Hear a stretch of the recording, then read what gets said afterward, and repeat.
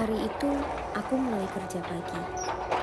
Aku jaga di gudang ekspedisi kecil tempat barang-barang online dikirim dan disortir. Lokasinya di pinggiran kota, tepatnya di bekas toko besi yang sudah nggak dipakai lagi. Aku masih baru di sana. Shift pertamaku dimulai jam 3 pagi. Biasanya jam segitu udah ada kiriman untuk logistik masuk. Tapi pagi itu semuanya sepi. Satu-satunya yang bikin aku heran adalah ada satu kardus gede di pojokan, sendirian, dan ada tanda silang merah tebal di atasnya. Catnya itu kayak masih basah gitu, gak ada label pengirim, gak ada tulisan alamat juga. Cuma satu barcode yang anehnya kalau dipindai barcode-nya itu enggak terbaca. Kemudian aku panggil rekan kerja shift malam yang udah mau pulang.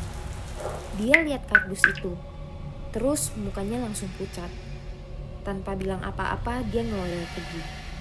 Cuman sempat bilang sama aku, kalau bisa jangan dipindahin. Aku diam sebentar, tapi karena aku sendirian, aku putuskan buat mindahin kardus itu ke tempat penyimpanan. Begitu aku sentuh, kardusnya itu dingin banget. Bukan dingin kardus biasa, tapi dinginnya itu kayak nempel es batu ke kulit gitu loh. Waktu aku dorong pelan, dari dalam kardus itu kedengaran suara ketukan. Aku mundur. Jantungku jadi deg-degan. Kupikir mungkin ada binatang, tapi kardusnya itu berat banget. Kayak isinya itu badan manusia. Aku buka sedikit. Cuman selipkan cutter buat lihat di dalamnya. Tapi yang kelihatan cuman plastik hitam pekat, dan di balik plastik itu ada sisa rambut panjang, kusut, dan lembab. Malam kedua, kardus itu masih di pojokan gudang. Tapi kali ini posisi kardusnya itu pindah sendiri. Tadinya menghadap dinding, sekarang menghadap ke pintu masuk. Aku gak kuat lagi. Aku putuskan buat lapor ke bos. Tapi gak dibales.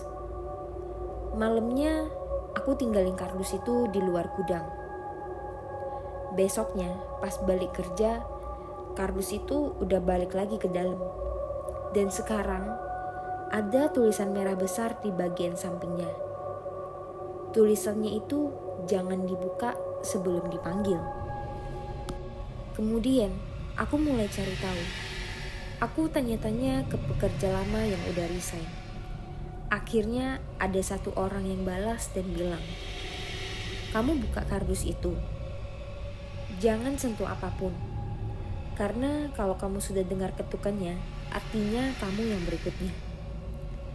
Katanya, dulu di gudang ini pernah dipakai menyimpan mayat kecelakaan pengiriman ilegal. Salah satunya itu jasad perempuan, dikirim lewat kardus tanpa nama.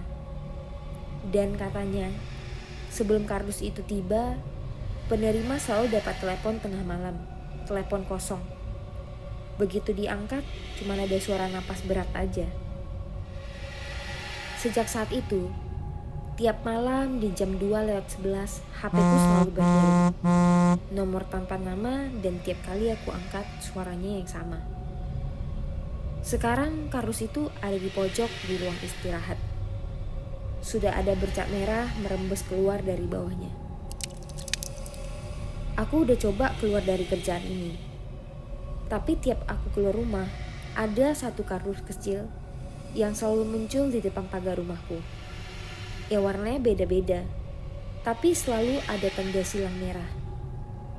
Dan malam kemarin, waktu aku cek isi salah satunya, ada foto aku sendiri, lagi kerja sendirian di gudang dari sudut ruangan, yang tak pernah ada kamera di sana.